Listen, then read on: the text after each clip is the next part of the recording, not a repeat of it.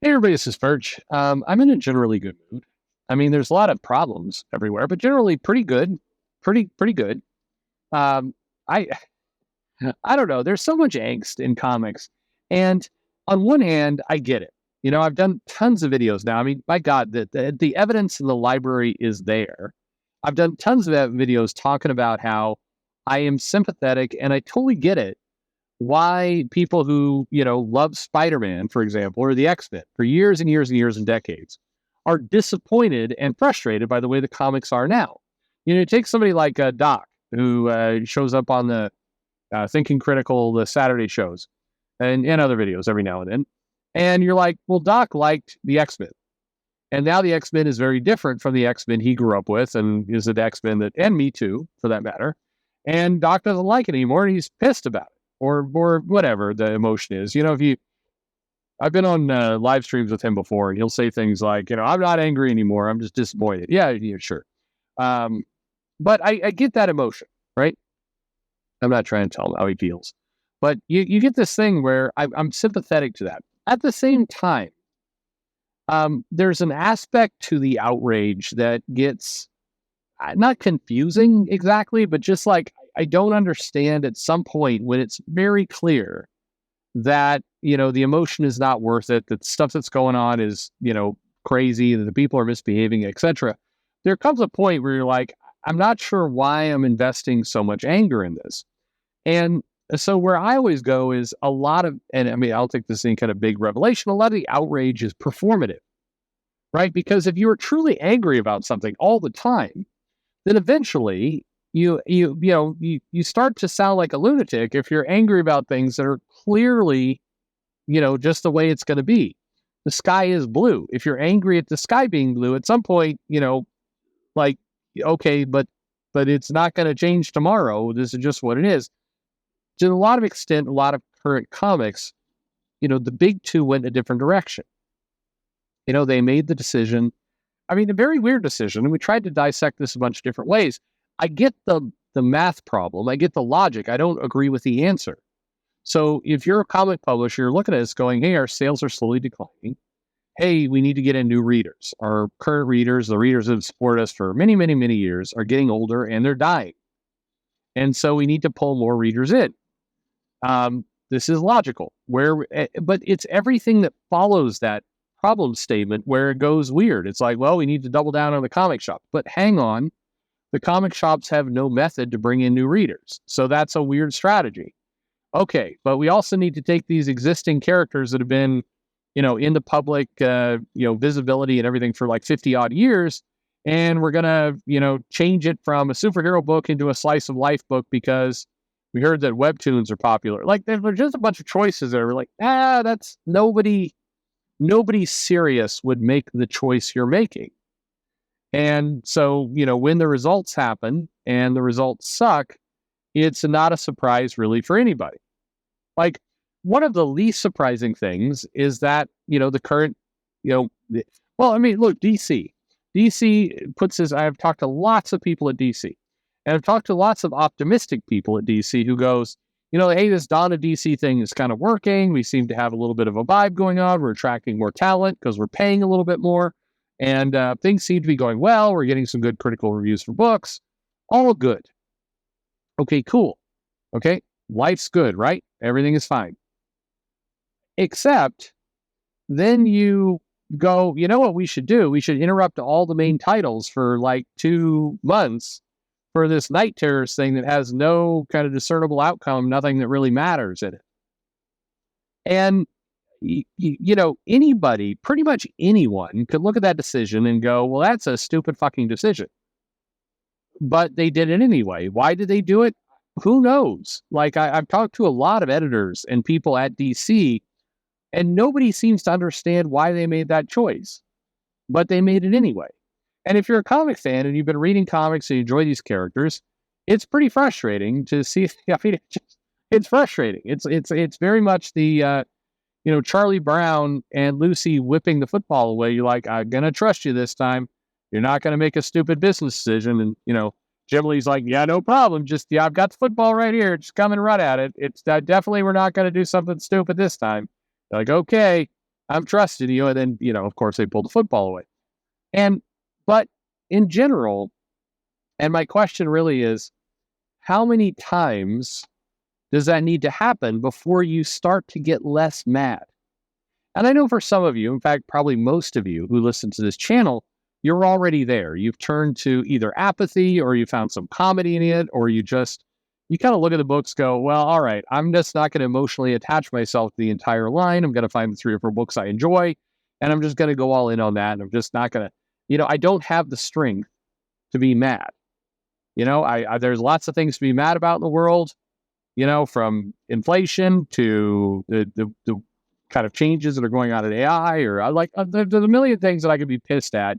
But this one, comic books, it's tough for me to be mad about, because it just it's like by the 5th time that Jim Lee whips the football away while you're running at it, you stop, no matter how much you love Shazam or, Alan Scott Green Lantern, you can't get really heated up about it.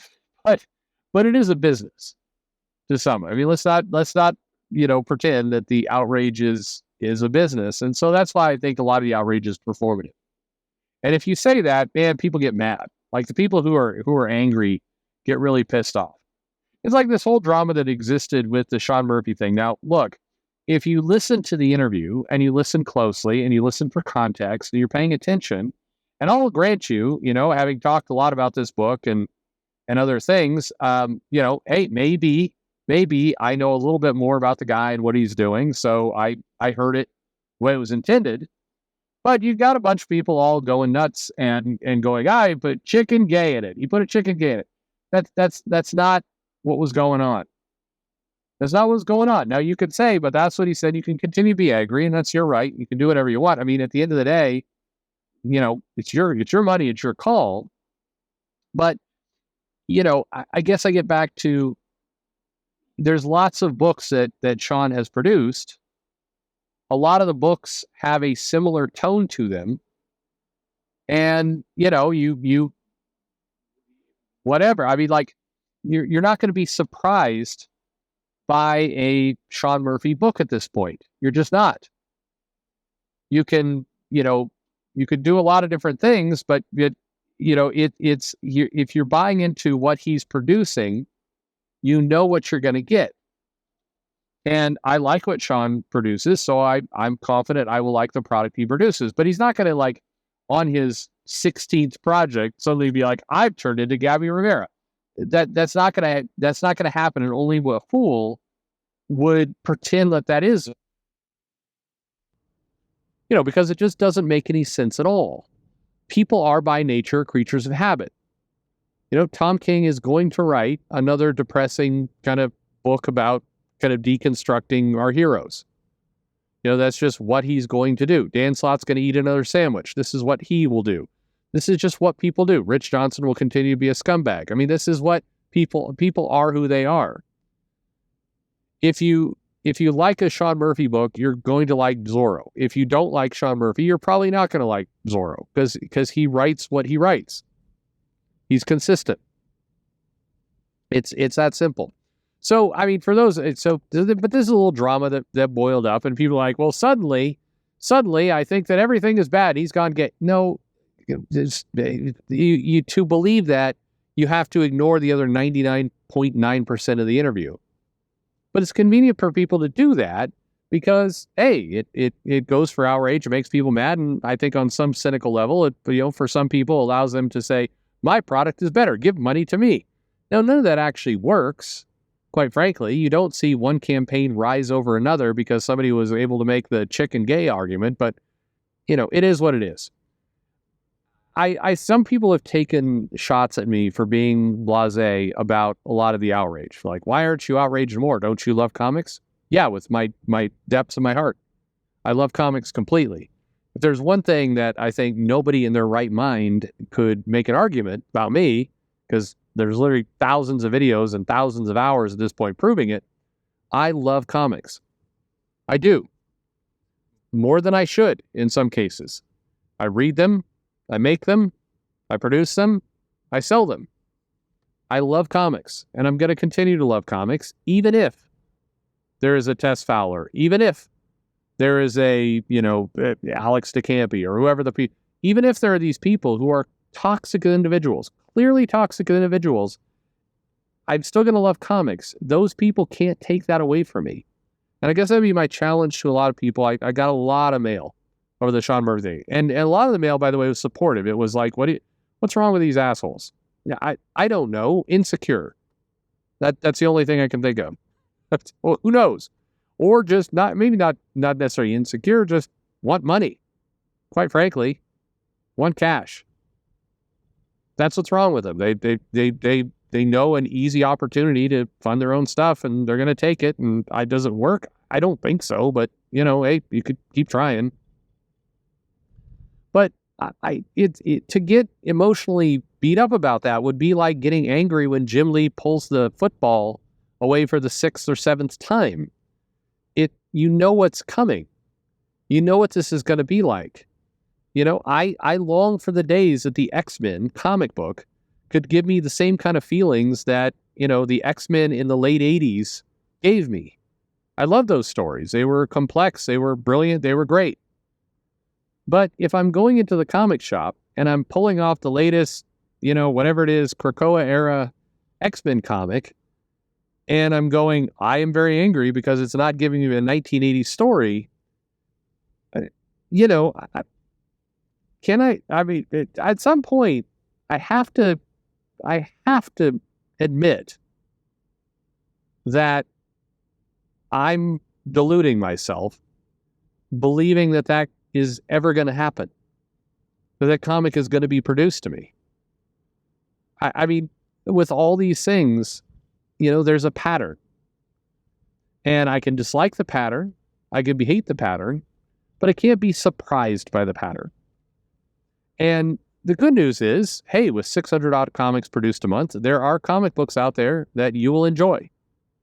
I think I've seen people every now and then show up and go, there's not a single comic book out there that I want to read. Well, then you are done with comics. You're done. If I'm sorry. Again, I love comics. So I find something every month I enjoy, usually multiple somethings. I find a comic book. Marvel produces at least one book a week that I enjoy. I wish I enjoyed some of them more. DC, same. I find a story I can enjoy, and if you're honest with yourself, you can too. But if your enjoyment has turned from the comic book and the story, and instead your enjoyment is making fun of those comic books, I'm not saying you're wrong. A lot of people will. I'm not saying that. But I am saying you love something other than comic books at this point. You love the joke around comics. You like the culture around comics. And that's not bad. Look, that's not a bad thing. People's interests change all the time. The bad part is kind of, as we talked about, there is this business, and I guess it's just wasteful. There are people out there with money that would be more than happy to buy comic books. And when you're producing 600 books a month, it begs the question, cannot Marvel put out like 5 books? 5 books, which would equal, less than a tenth of their line? Can you not put out 5 books that appeal to this audience that's got cash in hand, ready to spend money? That would make sense. But, the part that makes you just kind of sad is just that, there's opportunity out there to do more and do more easily. But, people don't take it. That's the weird part. But in general, look, again, I love comics. I'm always going to love comics. And there's no YouTube video, there's no angry commentary, nor something that's popped up a lot maybe. I'll tell you, a creator or creators or every single creator and a publisher could be the rudest, most obnoxious asshole to me on social media. They still, despite that, do not have the power to make me stop loving comics. Nobody has that power. And I think that's maybe the moral to this story. Don't give people the power to take away something you love. Now, they might produce something you don't love. That's fine. But they can't take away the end. If they take it away, well, the reality is they didn't take it away. You took it away from yourself. I don't know. That point's going to go over people's heads. Anyway, cheers. Thanks for listening.